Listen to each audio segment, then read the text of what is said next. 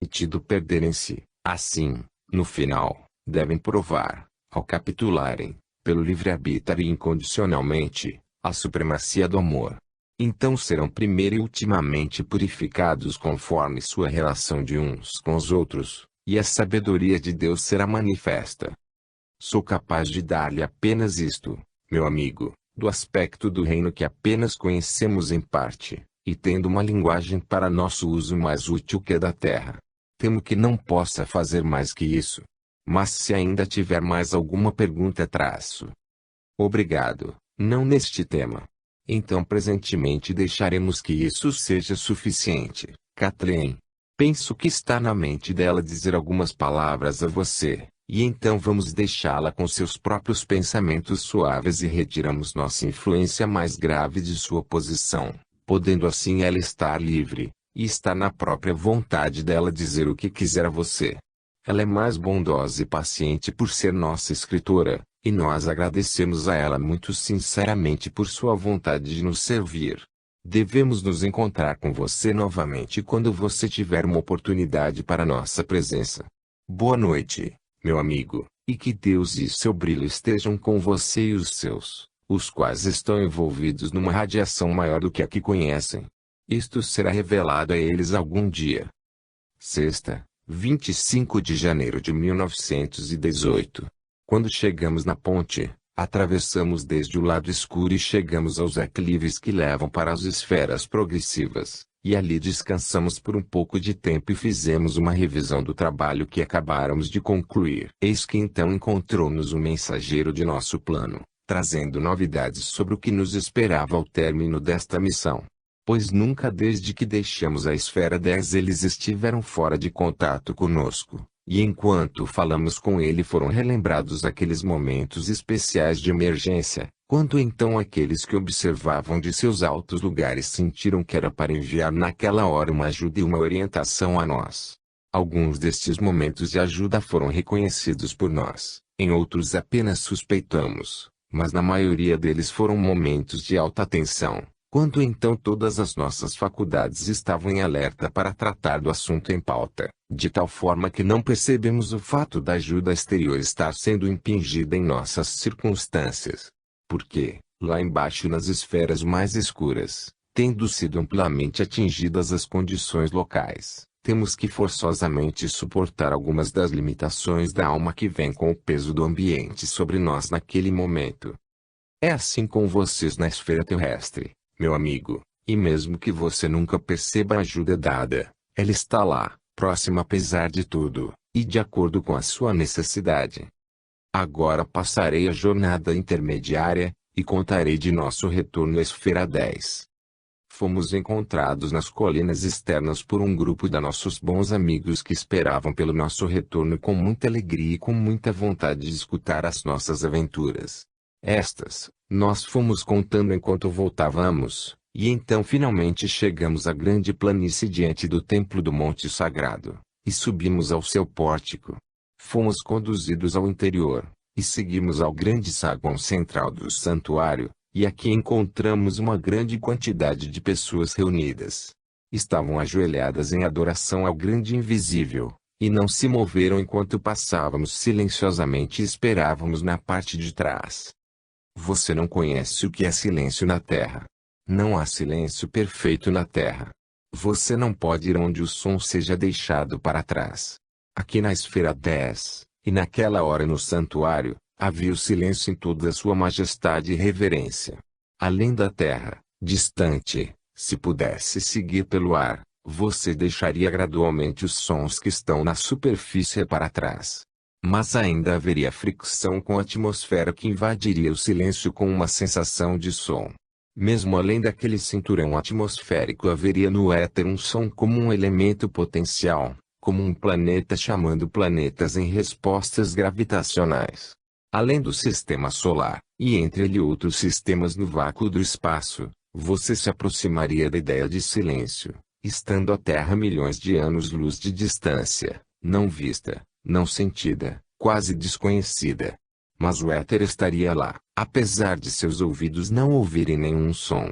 Ainda assim o éter é um reino no qual a atmosfera é antecâmara, e o som é o seu vizinho mais próximo. Mas aqui na esfera 10 há uma atmosfera daquilo que o éter seria se fosse 10 vezes refinado pela sublimação, e silêncio é aqui uma coisa não negativa tanto quanto é ativa em seu efeito sobre aqueles que se banham em seu oceano. Silêncio aqui não é uma ausência de som, é a presença de um silencioso. É uma entidade vibrante, mas de pulsação tão rápida que a quietude e o silêncio são como um só. Não sou capaz de ser mais explicativo em minha descrição, pois não é possível a você, em seu elemento grosseiro, imaginar, mesmo que em pequeno grau, a condição da qual participamos ao entrarmos no vasto saguão do templo. Então através da passagem do meio chegou o vidente, e, pegando-me pela mão, levou-nos ao altar que ficava próximo do salão onde estava o trono, e no qual ele havia se despedido de nós para a nossa jornada. Agora havíamos retornado, um pouco cansados, com nossos corações repletos do que havíamos visto naqueles longínquos reinos das trevas. Nossas faces mostravam o efeito da luta pelo domínio, porque apenas contei a você um resumo de nossa empreitada, e de forma nenhuma contei completamente. Fomos guerreiros que retornamos de uma guerra que é incessante entre o bom e seu oposto. Mas nossas cicatrizes e feridas agora iriam harmonizar-se dentro em pouco, e estaríamos mais graciosos depois do que sofremos. É assim com o nosso príncipe real e capitão, que nos mostrou o caminho para a beleza de espírito, como uma faceta do corpo. E sem dúvida ele, cujas roupagens ainda relembram a lição do sacrifício em sua alta dignidade, é tão lindo que não posso descrever sua graça nas palavras da terra, ou nas dos céus.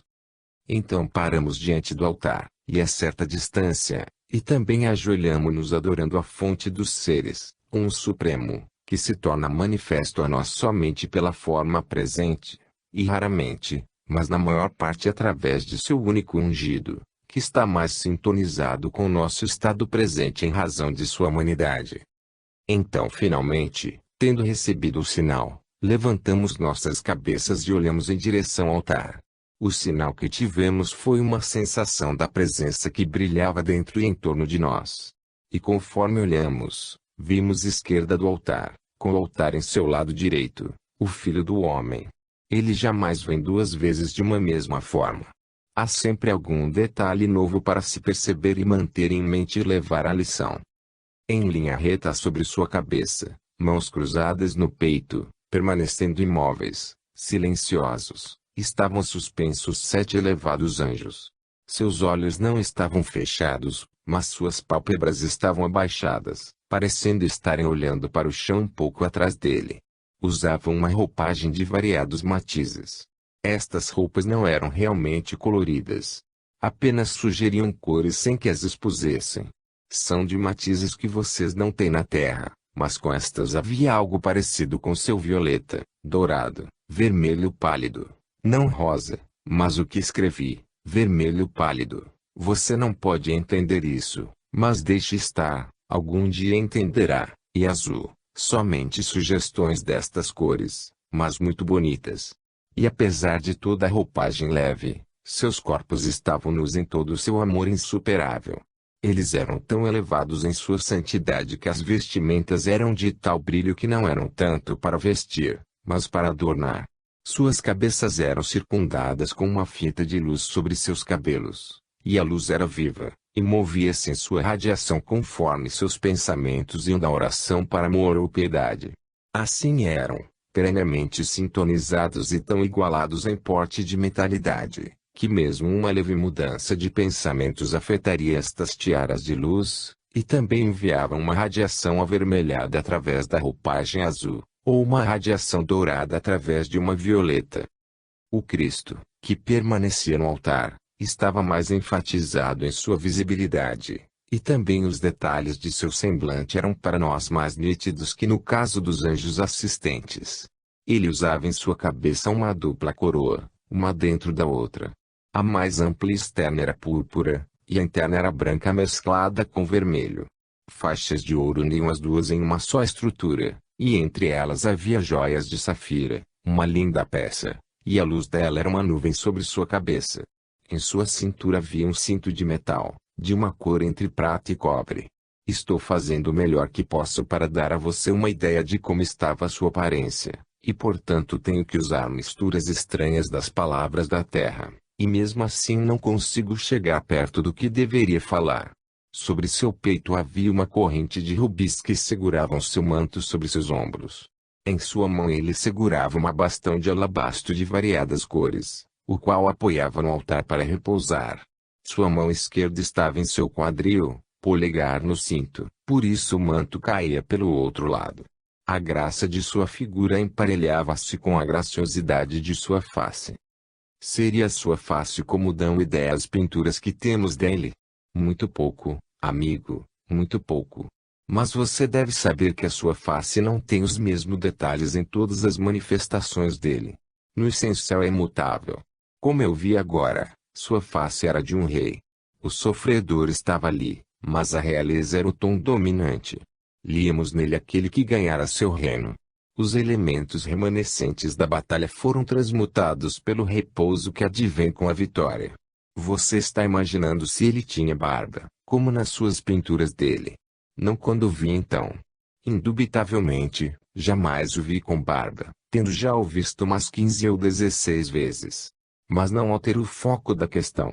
Não há razão por que ele não apareceria barbado, e ele pode fazê-lo em alguma ocasião. Eu nunca o vi assim, é tudo o que posso dizer. Quando olhamos para ele e para os anjos sobre ele, ele falou a nós. Você não entenderia o significado de seu tema para a grande multidão de pessoas reunidas. Mas quando ele veio para falar conosco, os 15 que acabáramos de retornar, suas palavras foram como estas, mas não ditas como vocês pronunciam as palavras, e vocês que desceram aos reinos de trevas, saibam que estou lá também. Manifesto a eles, os meus desgarrados, posso não estar, exceto em parte, e raramente. Mas quando penetrei nos reinos exteriores da expressão de meu Pai, então, antes de retornar a este caminho para a subida, eu fui, como vocês foram, e falei a muitos, e eles despertaram para ouvir minha voz, e um grande número voltou suas faces em direção a estes reinos daqui. Mas há alguns que viraram suas faces contra mim, em direção às esferas mais escuras ainda, porque não puderam suportar a sensação de minha presença, que naquela hora tornou-se intensificada na atmosfera daquelas regiões, e deveriam permanecer assim. Vocês não alcançaram tão longe quanto estão os que se esconderam de mim então. Mas eu estou lá com eles também, e algum dia eles deverão estar aqui comigo.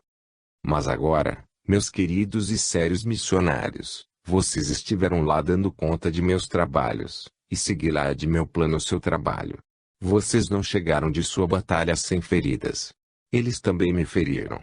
A vocês não foi dada a crença devida em tudo o que foi feito com honestidade de propósito em seu chamado aos homens para a luz destas esferas. De mim disseram que eu não fiz nada que não fosse o mal. Seus corações estiveram algumas vezes bem plenos de dor quando receberam as pontadas de seus companheiros naqueles reinos.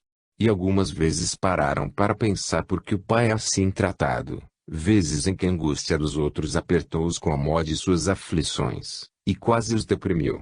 Meus queridos e companheiros de trabalho naqueles distantes campos, lembre-se de quanto eu, também, em todas estas coisas e também nisto, mergulhei nas profundidades da experiência humana. Eu também conheci a escuridão quando sua face estava virada. Ele falou em tons cálidos, calmos e iguais, e, conforme falava, seus olhos pareciam dissolver-se numa bruma, uma visão para uma longa distância, como se, enquanto falava destas coisas e pessoas, ele estivesse ali no meio deles, sentindo e sofrendo com eles nos lugares escuros distantes, e não aqui no santuário, entre todas as belezas da santidade e do brilho, com os 7 seres brilhantes cintilando sobre nós. Mas não havia paixão em suas palavras. Somente uma grande majestade na piedade e poder acima de todos os males dos quais ele falava. Mas sobre suas palavras novamente, tanto quanto posso transcrevê-las a você.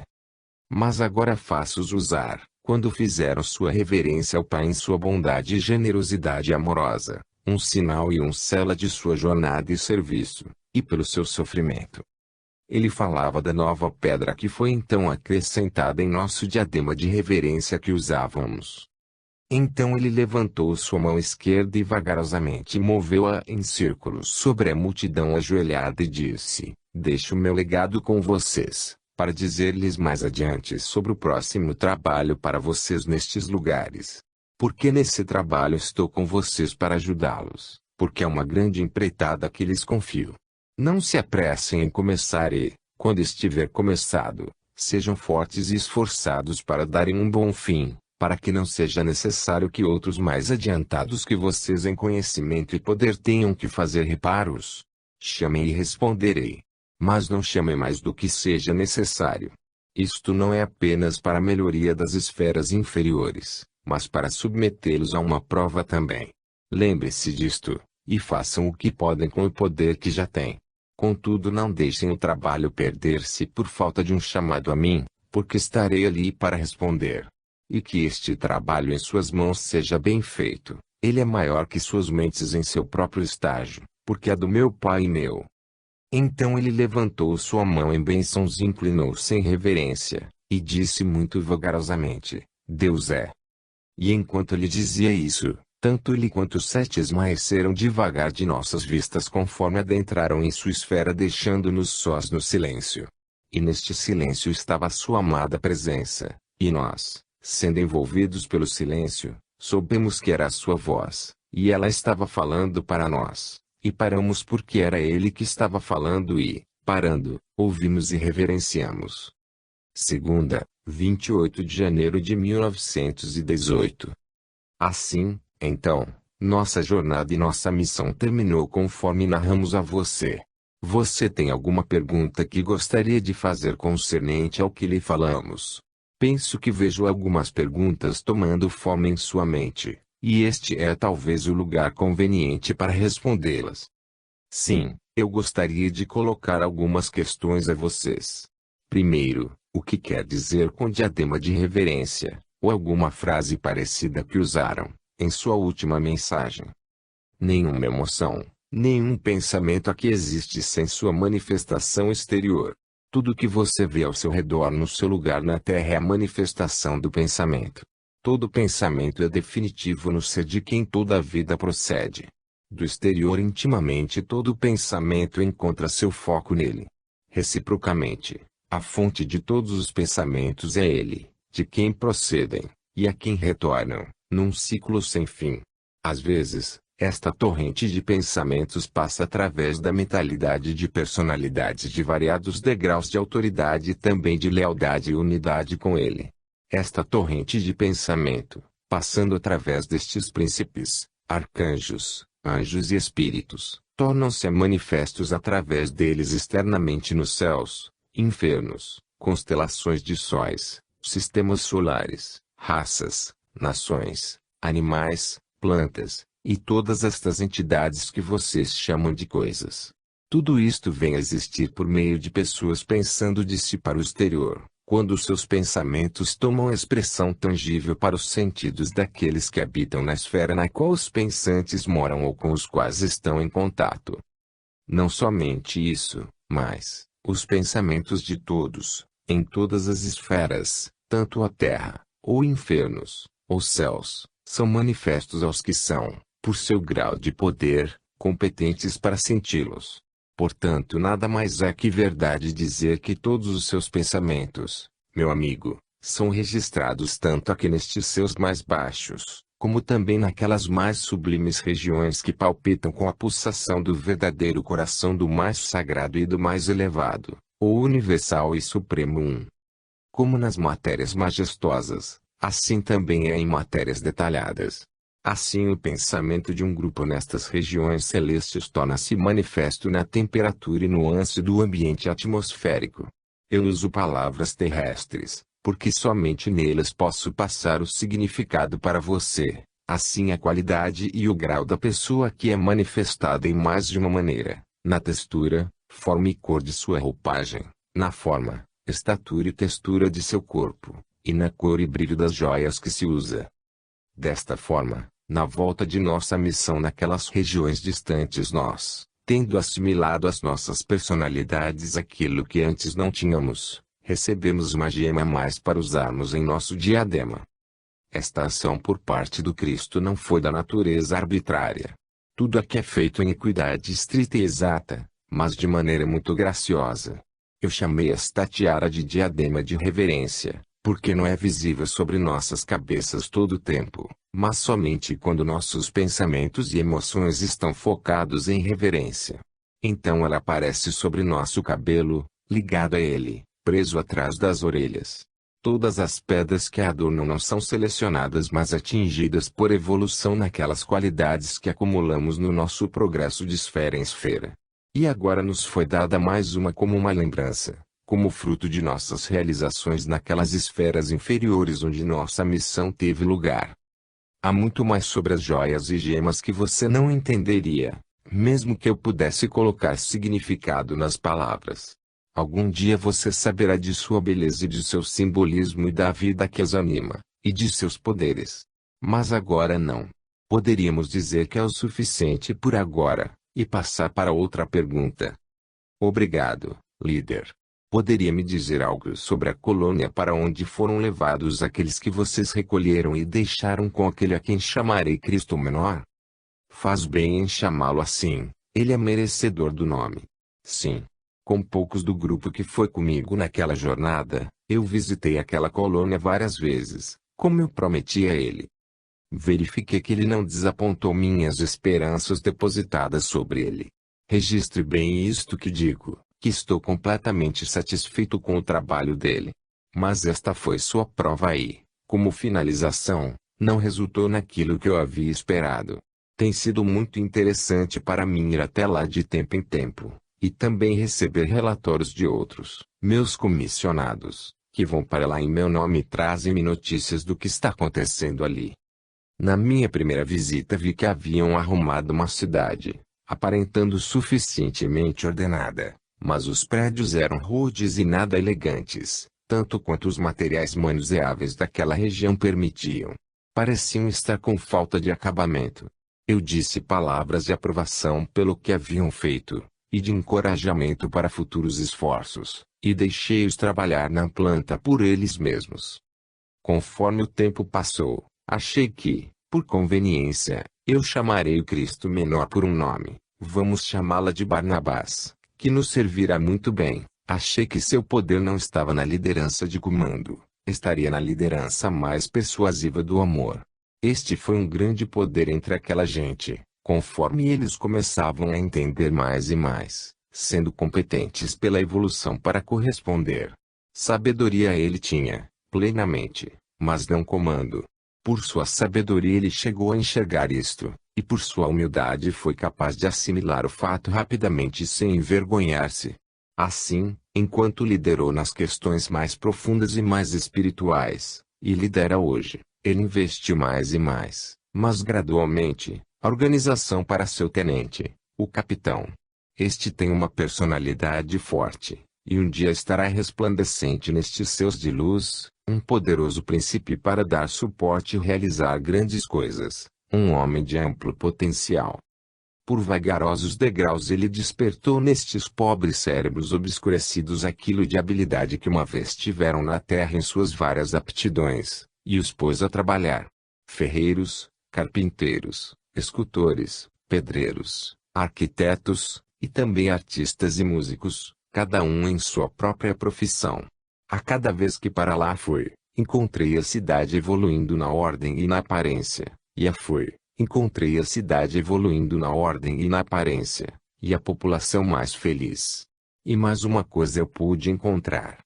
Quando eu os trouxe para lá, conforme voltamos da escuridão mais profunda além, a luz, no melhor ponto, luzia fracamente sobre a região. Mas a cada vez que voltei, notei um acesso a um degrau maior de luz e visibilidade prevalecendo sobre a cidade, e, da cidade, esparramando-se sobre os campos em volta. Isso era um efeito da silenciosa atividade de Barnabás. Foi ele que voltou o espírito da cada um de sua gente em direção ao seu verdadeiro destino. Por seu amor, ele entusiasmou as aspirações espirituais deles, e à medida que se tornavam cada vez mais reais, As pessoas por se avançavam para a luz que, começando intimamente, estava irradiando externamente, e o resultado era visto na intensificação do brilho cada vez mais intenso da atmosfera deles. Portanto, estes dois, lealmente coordenando seus poderes em direção aos outros, realizaram grandes passos, e ainda farão mais, para minha imensa alegria e para a alegria de todos que sofreram comigo quando andamos através dos caminhos da subcrosta à procura de almas que haviam perdido o seu caminho. Os habitantes das regiões em torno molestam estes? A esta sua pergunta, meu filho, no atual vocabulário, a resposta é não. Ninguém os molesta agora, nem procura fazê-lo. Mas no começo, quando estavam fracos e menos capazes de se conduzirem em relação aos seus inimigos, foram muito ameaçados por eles. Vou contar-lhe. Agora, primeiro vou falar o que soará estranho em sua mente. Lembre-se dos 12 vezes 12.000 redimidos sobre quem João escreve. Sim, bem, o número de nossos redimidos era esse. Você me perguntaria por que ou como isso se deu. Acontece que passaram pelo conselho daqueles que conceberam esta empreitada. Eles estão esferas distantes da minha, e sua razão é desconhecida por mim, mas tem relação com as futuras eras de progresso. Você agora está conjecturando se o número tem algo a ver com os outros redimidos de João. Não, pelo menos não explicitamente. Implicitamente há uma razão.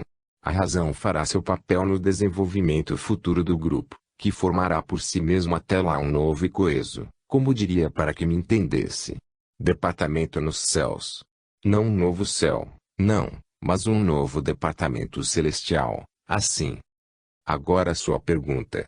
No começo foram muito pressionados e muito humilhados pelas tribos vizinhas, as quais vieram e, vendo que estavam ali por perto em seu meio, lançavam insultos para as pessoas e partiam.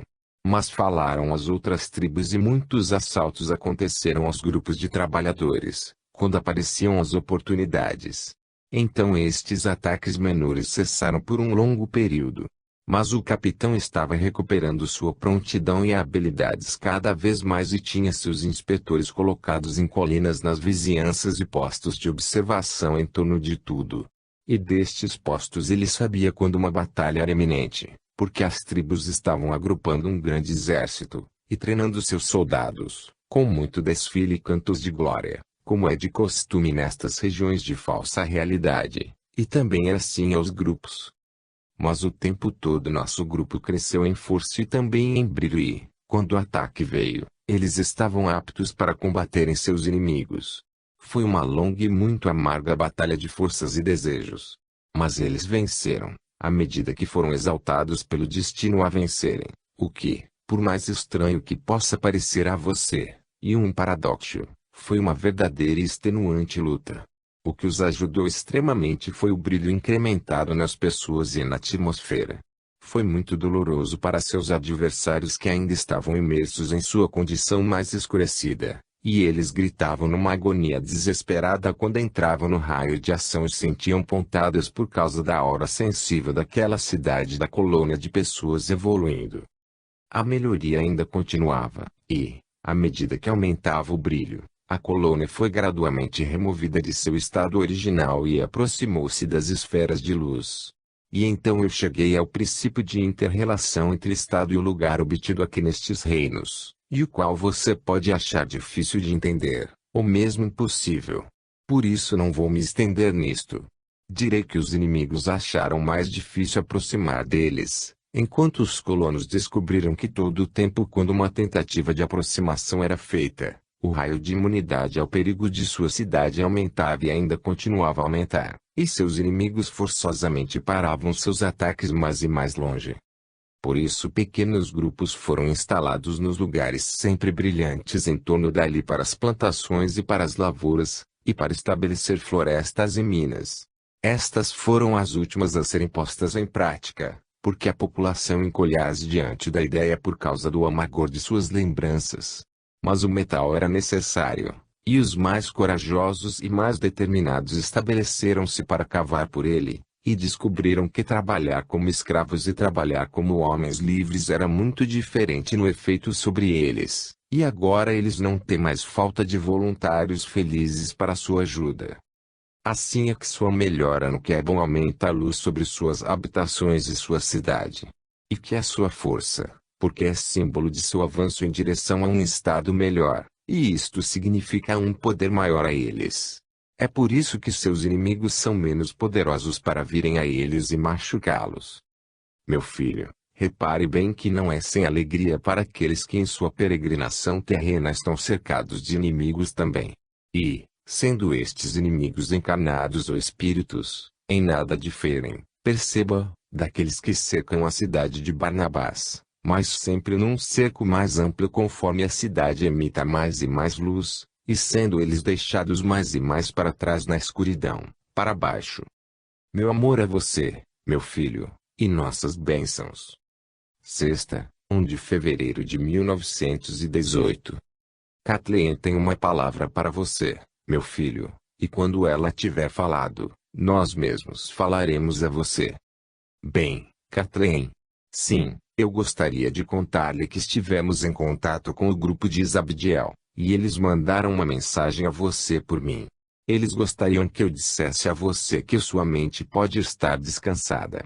Desde que eles vieram para nossa vizinhança, quando estamos falando a sua esposa, você esteve questionando se era mesmo Isabdiel, ou de seu grupo, que transmitiu esta série de mensagens em seu nome.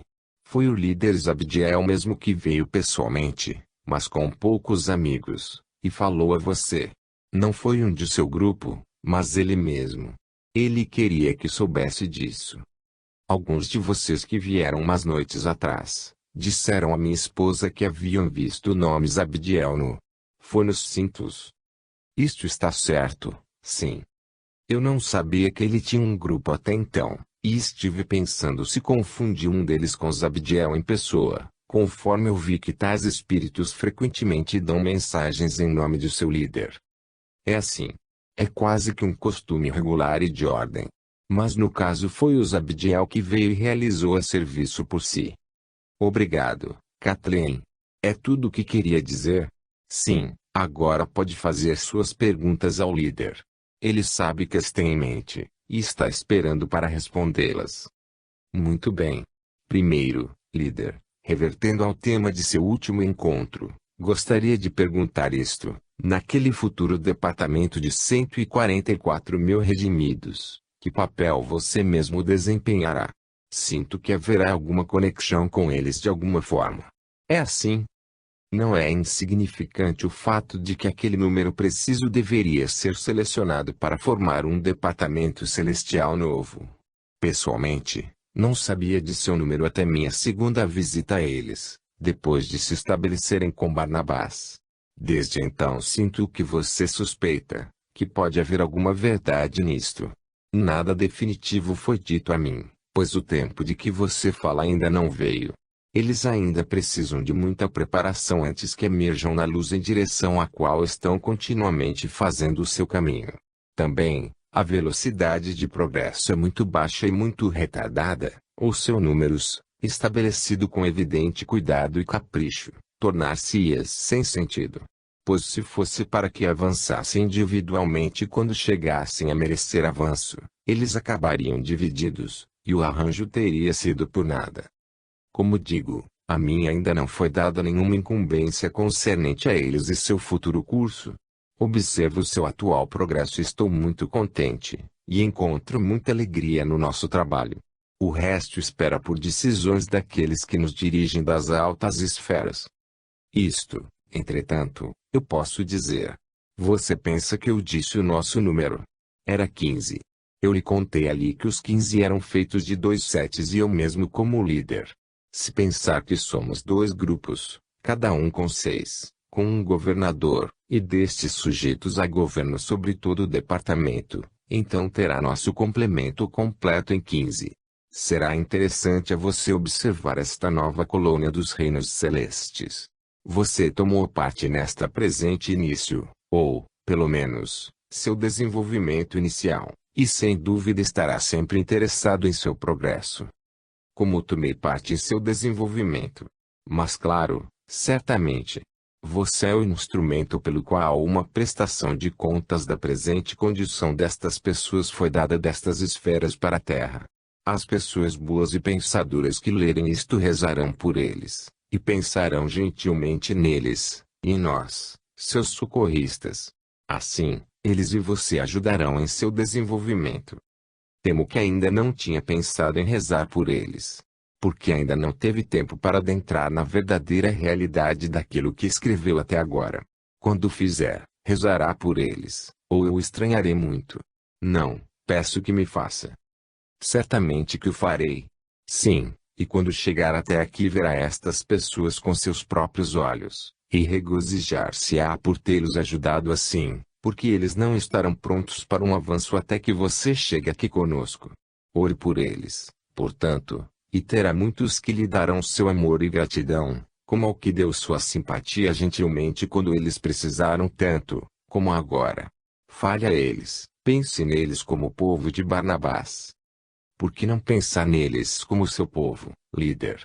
De forma alguma, amigo, não são meus. Você anda muito rápido. Penso que um dia serão, e espero por este fim, por serem eles como minhas crianças, meus próprios filhinhos, tão desvalidos, recolhidos da morte. Você pode imaginar em seu coração o que isso significa para mim. Por isso realmente peço que ore por eles e mande-lhes gentis pensamentos de amor, assim como a Barnabás e ao capitão. Sejam todos eles seus confrades, meu filho, e você, através de nós, será posto em contato real com eles. Peça a outros que rezem por eles também. Obrigado por explicar o que temo haver esquecido. Sim, e ore pelos outros de quem falamos, por estarem em dor necessitam de orações e ajuda para soerguê-los. Falo do seu outrora chefe naquela escura cidade das Minas, e também dos outros de quem falamos a você. Pudesse a população da terra chegar a perceber o que podem fazer por aqueles nos infernos, e diminuiriam pelas suas preces por eles as doenças que eles mesmos sofrem. Porque, através de elevar estes pobres espíritos mais em direção à luz e atenuando suas angústias, poderia ser diminuído o número e a malignidade daqueles que se lançam à terra para atrapalharem os de mesma natureza que eles e, através deles, toda a humanidade. É bom para os homens olharem para cima e buscarem a luz. É mais virtuoso olharem para baixo em direção àqueles que têm uma dolorosa necessidade de força para poderem alcançar a saída de suas esferas infelizes. Pois, pense bem, amigo, isto Cristo fez tempos atrás, e assim eles fazem hoje. Que Deus lhe dê generosamente daquela generosidade, meu filho, a qual ele então enviou para a terra. E possa ele sintonizar você em espírito e seus atos à mente dele que trouxe isto. Quero dizer da generosidade do Pai, a qual um dia seu Filho trouxe ao homem nessa esfera escura na terra, e o faz hoje, e sempre. Lembre isto, e escolherá então só dar aos outros como você mesmo tem recebido, para maior paz e alegria a você. Nota: as mensagens seguintes continuam na noite de 5 de fevereiro, 1918 e têm continuidade, com uma ou duas interrupções, até 3 de abril de 1919, e estão publicadas no volume 4, Os Batalhões do Céu. Fim.